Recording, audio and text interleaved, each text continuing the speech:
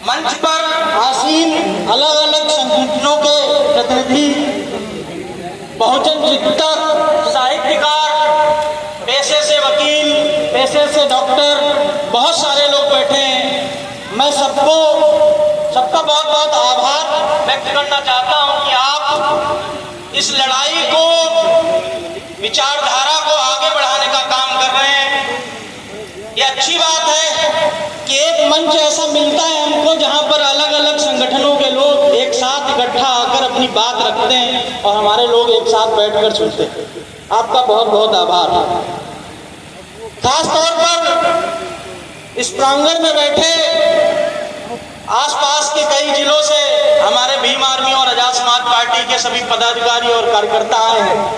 आप सबको मैं सलाम करता हूं और क्रांतिकारी जय भीम पेश करता हूं कि आप रात दिन निस्वार्थ भाव से हमारे बहुजन समाज की सेवा कर रहे हैं। मैं आपसे आशा भी करता हूं इस प्रदेश के मुखिया होने के नाते कि ये लड़ाई आप निरंतर और जारी रखेंगे। इस प्रांगण में बैठे इस गांव के और आसपास के सभी लोग जो पिछले 4-5 घंटे से बहुत संयम बनाकर बैठे हुए हैं, आप सबका बहुत बहुत आभार। और खास तौर पर महिला शक्ति को तो मैं और आभार करना चाहता हूं, क्योंकि मैं पिछले 1 घंटे से बैठकर देख रहा हूं हमारे पुरुष साथी इधर उधर आवागमन कर रहे हैं, लेकिन जो हमारी बहनें बैठी हैं वो जब से बैठी हैं वैसे ही स्थायी रूप से बैठी। आपका बहुत बहुत आभार। साहब, बात रखूं उससे पहले मैं बैठे बैठे कई लोगों को सुना। अभी साहब बोल रहे थे, बहुजन लेखक हैं, मैंने इनकी किताब हाथ में ली और पढ़ी, 2-4 लाइनें पढ़ी, बड़ी अच्छी लगी और मैं चाहूंगा कि जब मैं जाऊं तो आपकी अगर 1-2 किताब मिल जाएंगी तो मैं जरूर लेके जाना चाहूंगा। देखो क्या है कि हम किसी को मानने और पूजने तो लगे हैं, लेकिन क्या उस कार्य को आगे बढ़ा पाए?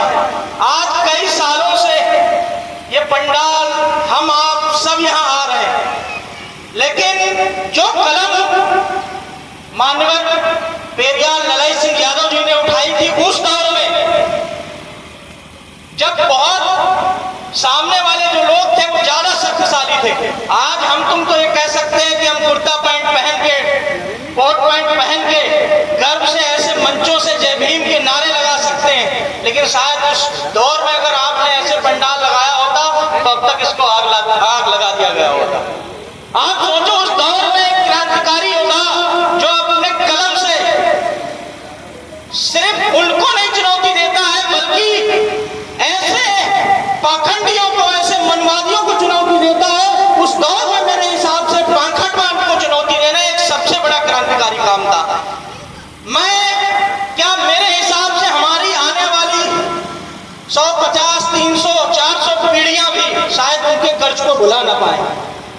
यहाँ की टीम, यहाँ के जो भी ट्रस्ट के लोग हैं, जो भीम आर्मी के साथी हैं, जो इस प्रोग्राम को हर साल ऑर्गेनाइज करते हैं, मैं आपका जितना भी धन्यवाद करूं कम, क्योंकि आपके बिना शायद ही ये संभव होता कि ये विचारधारा बहुत आगे तक जाती है।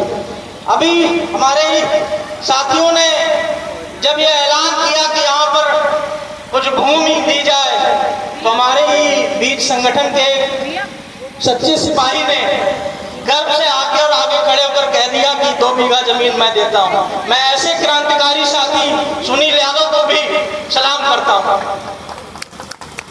आज शायद मेरे हिसाब से, मैं कंफर्म हूँ, तो सुनील यादव का भी जन्मदिन है।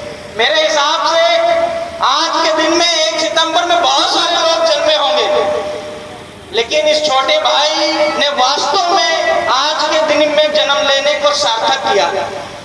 मैं चाहता हूं कि जो आप में ये विचारधारा पनपी है ये और आगे तक जाए। मैं सभी संगठन के लोगों को और आप लोगों को कुछ अहम बातें बताना चाहता हूं। जरूरत इस बात की नहीं है कि मैं कुछ बात बोलूं और आप तक जाए, क्योंकि मैं जो चेहरे देख रहा हूं, चाहे मंच में चाहे आपके बीच, ज्यादातर मुझे वो लोग दिखाई दे रहे हैं जो पहले से समझदार या पढ़े लिखे लोग। आवश्यकता मेरे हिसाब से इस बात की है कि विचारधारा जो है माननीय ललाई सिंह यादव जी की, इस विचारधारा को क्या इस समाज के अंतिम पंक्ति में बैठे हुए व्यक्ति तक हम पहुंचा पाए। मेरा मानना है, क्योंकि मैं प्रदेश संयोजक हूं और अलग अलग जिलों में गया हूं और बहुत ज्यादा जगहों पर जब मैं गया और अपने महापुरुषों के बारे में बात करता हूं तो मानता हूं कि बाबा साहब और मानवत काशीराम साहब को ज्यादातर लोग जानने लगे। लेकिन ये सच है कि आज भी ऐसे बहुत सारे क्षेत्र में, उत्तर भारत की बात कर रहा हूं, जिनको आप पेरियार, उत्तर भारत के पेरियार कहते हैं, उत्तर भारत में ही ऐसे भी बहुत सारे गांव जो मान्यवर पेरियार ललाई सिंह यादव जी से अनजान है। अब ये जिम्मेदारी किसकी है? हम हर साल यहाँ आते हैं, हर साल यहाँ पर भाषण देके और सुन के चले जाते हैं। मैं कृषि का शोध छात्र रहा हूं और डॉक्टरेट मैंने की है।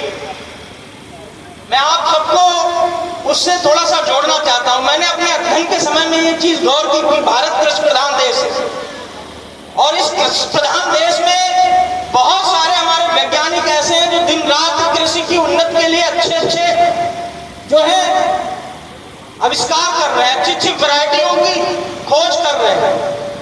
आपको मालूम नहीं होगा, आपकी राजधानी है लखनऊ, वहां पर मलिहाबाद जो एक क्षेत्र है वो आम के लिए बहुत खास तौर पर जाना जाता है। वहां पर एक ऐसी वैरायटी की, ऐसी किस्म की निजात हुई जिसमें एक ही पेड़ पर 100 किस्म के आम लगते हैं। जिस व्यक्ति ने जिसकी निजात की वो मुस्लिम समाज से है, उनको पद्मश्री भी मिला। लेकिन मैं आपसे पूछना चाहता हूं, क्या मलिहाबाद में और जिनको पद्मश्री मिला उनके बागान के अलावा आपने पूरे भारत में कहीं ऐसा पेड़ देखा है क्या? मेरा यह मानना है कि अगर वो पेड़ वहां पर वो किस्म पैदा हुई तो वो किस्म जो है वो हर गांव तक जानी चाहिए थी, हर किसान तक जानी चाहिए थी। यही दिक्कत हमारी विचारधारा में है। बहुजन समाज के लोग, कुछ लोग नौकरी कर रहे हैं, नौकरी करने के दौरान वो जानते हैं बाबा साहब को, वो जानते हैं मानवर काशीराम साहब को, जानते हैं ललन सिंह यादव को, लेकिन जब तक नौकरी करते तब तक अपने मुंह से नाम नहीं लेना पसंद करते, क्योंकि उनको इस बात का डर है कि अगर मैंने नाम लिया तो मेरी नौकरी चली जाएगी। और दिक्कत इसलिए है कि जब वो रिटायरमेंट हो जाते हैं 60 साल के बाद, तो कोई ना कोई सभा, कोई ना कोई संगठन बना के खड़ा कर देते हैं और इस समाज का नेतृत्व करना चाहते हैं। हमारे समाज का आदमी सोचता है ये रिटायर्ड आईएएस है, ये रिटायर्ड आईपीएस है, तो जाहिर सी बात पढ़े लिखे हैं तो ये हमारा नेतृत्व करेंगे। लेकिन जो मैंने जहां तक देखा है गलत, क्योंकि जो आदमी 60 साल तक आपके लिए लड़ ना पाया हो, मेरे हिसाब से वो अपने अंतिम 20 सालों में तो बिल्कुल नहीं लड़ सकता। आपको ऐसे व्यक्ति के पीछे चलना चाहिए, ऐसे व्यक्ति के साथ में चलना चाहिए जो कहते हैं भले उसकी उम्र 16 साल या 17 साल की हो, लेकिन उसके अंदर में क्रांतिकारी ज्वाला जो चल रही है। मैं नहीं कहता कि आप सिर्फ भीम आर्मी के लोगों को साथ दो। इस भीड़ में बैठी मेरी कोई बहन भी ऐसी हो सकती है जिसके अंदर में ऐसी क्षमता हो कि वो वहीं से हाथ उठाए और बोले कि इस मंच पर अच्छे लोग बाहर से आए, कोई मुंबई से, कोई लखनऊ से, कोई बाहर से, हम इस क्षेत्र गए कि हमको बोलने का मौका नहीं मिलेगा। और वो आए और इस मंच से भले 1 मिनट बोले, लेकिन अपनी बात रखे।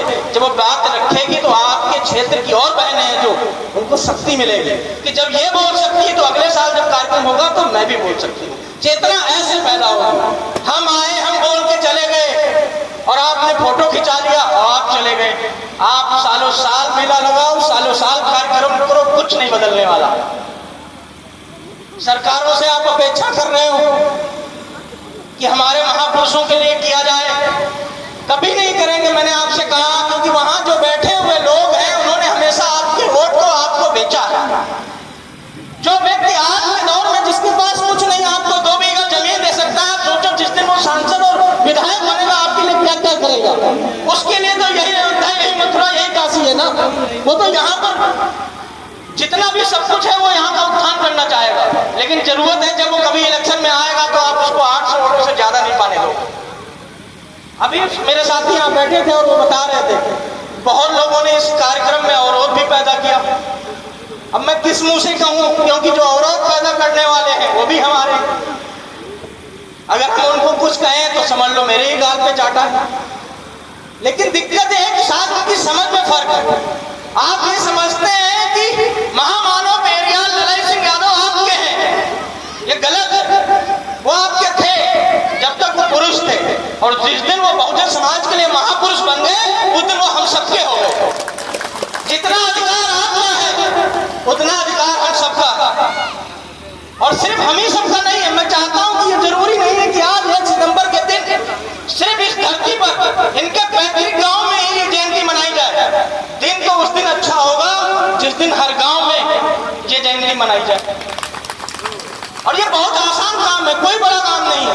आप छोटी छोटी, आप देखो इस देश एक समय ऐसा था पोलियो से जूझ रहा था। हर गांव में आपको 4-10 लोग ऐसे मिल जाते जो बच्चे पैदा होते तो पोलियोग्रस्त थे। लेकिन एक अभियान चलाया गया, गांव गांव घर घर जाकर पोलियो पिलाया गया। आज आप उनकी संख्या देखो, पोलियोग्रस्त कितने बच्चे पैदा हुए, संख्या कम हो गई कि नहीं, नगण्य हो गई। इसका मतलब है कि अगर हम वास्तव में ये भावना रखते, एक सबसे बड़ी दिक्कत है, मैं इतनी देर से बैठा देखा, जब वहां पर भीड़ लगी तो काफी लोग वहां से उठ के चले गए, कोई पीछे ऑटो में बैठा हुआ है। दिक्कत यह है आप दिखना चाहते हो, आप हमेशा दिखना चाहते हो और आप हमेशा खुद को बनाना चाहते हो। मैं दावे के साथ कह रहा हूं, इस मंच से कह रहा हूं, और भीम आर्मी का एक छोटा सा सिपाही सर जब इस संगठन में आया तो कभी ये नहीं सोच के आया कि भविष्य में मैं विधायक बनूंगा या सांसद बनूंगा। हाँ, मैं अपने साथियों से कहता भी रहता हूँ कि मैं इतना ताकतवर बनना चाहता हूँ कि जब मैं जिस क्षेत्र का रहने वाला हूँ उस क्षेत्र में जब भी विधायक या सांसद बने तो बिना हमारी मर्जी के न बन पाए। मतलब कहने का है मेरा कि आप अगर खुद राजा बनना चाहोगे तो फिर ये आपका व्यक्तिगत स्वार्थ है। आप में अगर वास्तव में शक्ति है तो आप किंग मेकर की भूमिका में आओ। आप अपने क्षेत्र के ऐसे नौजवानों को, ऐसे बहनों को तैयार करो कि वो विधायक बन सके, वो सांसद बन सके। और अभी साहब ने अभी बताया कि जब पेरियार ललाई सिंह यादव जी जीवित थे और वो अपने अंतिम दिनों में थे, उनके साथ ना तो लोग खड़े हुए ना ही समाज खड़ा हुआ। जब आज हम और हमारे भीम आर्मी के साथी, बहुजन साथी, बहुजन चिंतक, बहुजन लेखक ये कारवां जो लेके चल रहे हैं, मैं देखता हूं कि समाज आज भी उनको अपना नहीं रहा। लेकिन हम दुखी नहीं होते। अगर आप अभी तो 200-300 बैठे हो, अगर आप 5 भी बैठे होते तब भी मैं ऐसे ही बोलता, क्योंकि मानता हूं कि जिस दिन हम नहीं रहेंगे उस दिन ये सत्य कि हमको मानने वाले लोग जरूर पैदा होंगे। क्या कभी आपने ऐसा सोचा था, या उन लोगों ने, उन मनवादियों ने, उन सामंतवादियों ने कभी नहीं सोचा होगा कि एक ऐसी पीढ़ी आएगी, पढ़ी लिखी पीढ़ी आएगी जो अपने महापुरुषों को खंगालेगी, और जिनको उन्होंने दफन कर दिया था खंडहर में, उनकी किताबें दफन कर दी थी, उन्होंने कभी नहीं सोचा कि ऐसे नौजवान लोग आएंगे, ऐसे साहित्यकार आएंगे जो फिर से खोज निकालेंगे और जब अपने महापुरुषों को पढ़ेंगे तो उनके अंदर फिर से क्रांति की ज्वाला पैदा होगी। ये जो आज आप भीम आर्मी के लोग देखते हो, ये गले में नीला गमछा डाल के इनका फैशन नहीं है, ये सिर्फ और सिर्फ पहचान अपनी बताते हैं। कई साथी भाई यहाँ पर बोल रहे थे कि आज मैं तो धन्य मानता हूँ भाई चंद्रशेखर आजाद जी को, वास्तव में कि मैं उस दौर में था जो कहते हैं ना कि जो जवानी होती वो ऐसे दौर में होती, आपको किस ओर ले जाएगी वो जवानी निर्भर करती है। आज जब अपने साथियों को, अपने हम उम्र को, अपने कम उम्र को मैं देखता हूँ दंगाई बनते हुए, उनको देखता हूँ जय श्री राम के नारे लगाते हुए रोड पर किसी मस्जिद के सामने में पत्थर फेंकते हुए, तो मैं अंदर की आत्मा से अपने भाई चंद्रशेखर आजाद जी को शुक्रिया अदा करता हूँ कि आप ना हो तो शायद मैं भी इन्हीं में कहीं शामिल होता, और हमारे युवा भी शायद उन्हीं में कहीं शामिल होता। आपने हमको वास्तविकता सिखाई, ये सत्य है।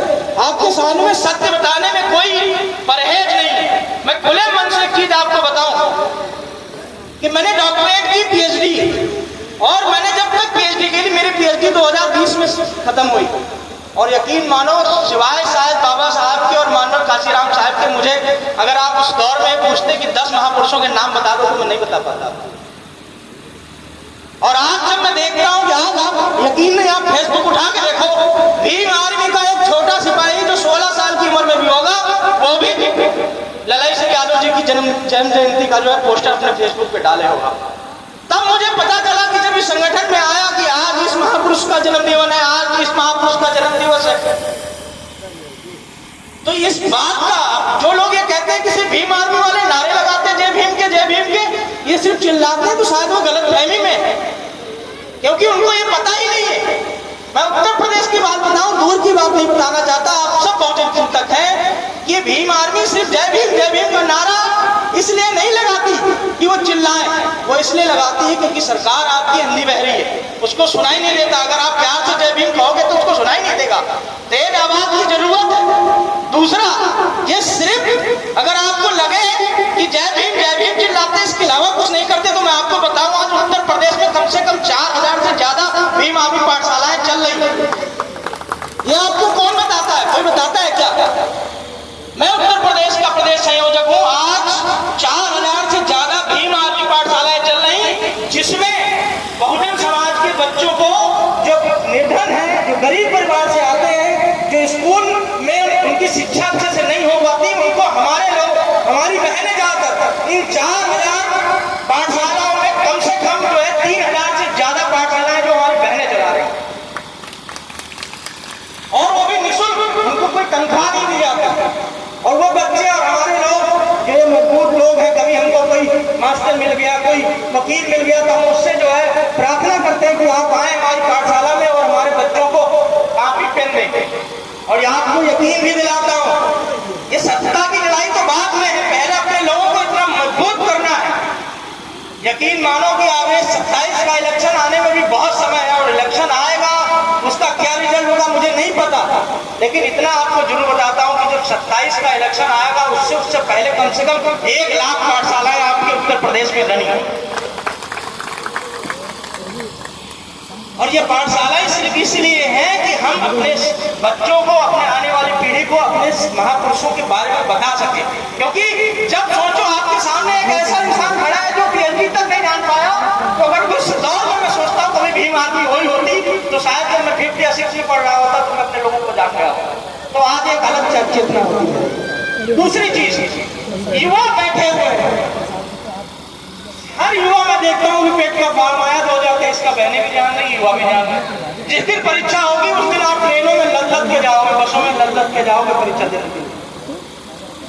जब हमने अपनी पढ़ाई पूरी की तो जाहिर सी पहले तो मेरा भी ख्वाब था कहीं नौकरी करेंगे, लेकिन फिर लगा कि अगर नौकरी करेंगे और हम नौकरी करते हुए उम्मीद किससे करते हैं कि सरकार कुछ कर नहीं रही, प्रशासन हमको डंडे मार रहा है।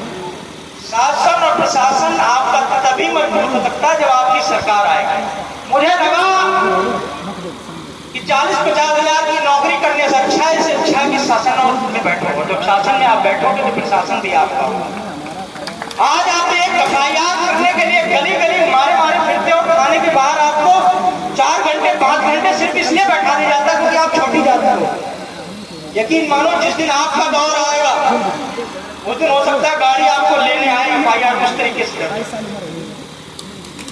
लेकिन इसके लिए आपको लगता है कि सिर्फ जय भीम का नारा लगा देना काफी नहीं है। इसके लिए आपको, मैंने पहली बात से आपको बताया, इसके लिए आपको गांव-गांव तक जाना पड़ेगा, लोगों को तैयार करना पड़ेगा, लोगों को विश्वास दिलाना पड़ेगा कि हम बिकेंगे नहीं। आपसे पहले बहुत लोग आए और वो लोग बिके। आप ये कैसे उनको विश्वास दिला पाओगे कि जो आप हम पे विश्वास दिला रहे हो हमारी जान चली जाए, लेकिन इस संगठन को और इस समाज को बेचूंगा नहीं, आप पे समाज फिर से भरोसा करेगा। मैं जहां भाषण दे रहा हूं मेरे आसपास में मीडिया के लोग बैठे हुए हैं, मैं इनके लिए भी 2 शब्द कहूं। देखो आपको पता है, आपकी बात को आज मेन स्ट्रीम मीडिया है वो कभी नहीं रखना चाहता, क्योंकि वो रखना भी चाहे ऐसा नहीं है। एक तो जरूर ऐसे चैनल होंगे जो कभी सोचते होंगे कि हम रखें, लेकिन जैसे ही सोचते होंगे अगले दिन उनके ऑफिस में ईडी की छापा पड़ जाती है। अब वो या तो अपनी दुकान चलाए या आपको दिखाए। लेकिन जो ये साथी आपके बीच में बैठे हैं, मंच पे बैठे हुए हैं, मैं कभी कभी इनकी हिम्मत की दाद देता हूं, क्योंकि हम तो चलो यहाँ पर आए कम से कम 10 गाड़ियों से आए, ये तो अकेले कहीं भी झोला उठा के चल देते। और इनको इस बात का डर नहीं होता कि मेरे घर ईडी पड़ जाएगी, मेरे हिसाब से शायद इनके अकाउंट मंगाले जाए तो 10-50 हजार से ज्यादा पैसा भी नहीं मिलेगा, तो ईडी क्या करेगी। दूसरा, मैंने कहा जो दिखाता है वो आजकल देखो, आप अभी अनअकैडमी करके चैनल चलता है, एक टीचर था, उसने खाली इतना कह दिया, बच्चों को पढ़ा रहा था, उसने कह दिया कि अगली बार जब सरकार बनाना तो पढ़े लिखे लोगों को बनाना, और सरकार ने दबाव बनाकर उस टीचर को निकाल दिया अनअकैडमी से। तो मैं तो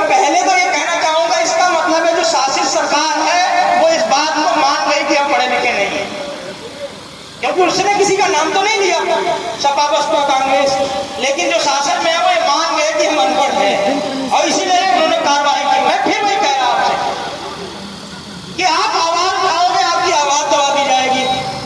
आप ऐसे चैनल बना के हिम्मत करोगे, आपका चैनल खत्म कर दिया जाएगा, आपको कहीं घेर लिया जाएगा। लेकिन आप बहुजन पत्रकारों को, आप सबको ताकत देने के लिए कहता हूं, इस समय आप किसी भी संगठन में हमारे लोग रहे हो, किसी भी पार्टी में रहे हो, जब भी उनको जरूरत पड़ी भीम आर्मी के लोग बिल्कुल मुस्तैदी के साथ उनके खड़े हुए।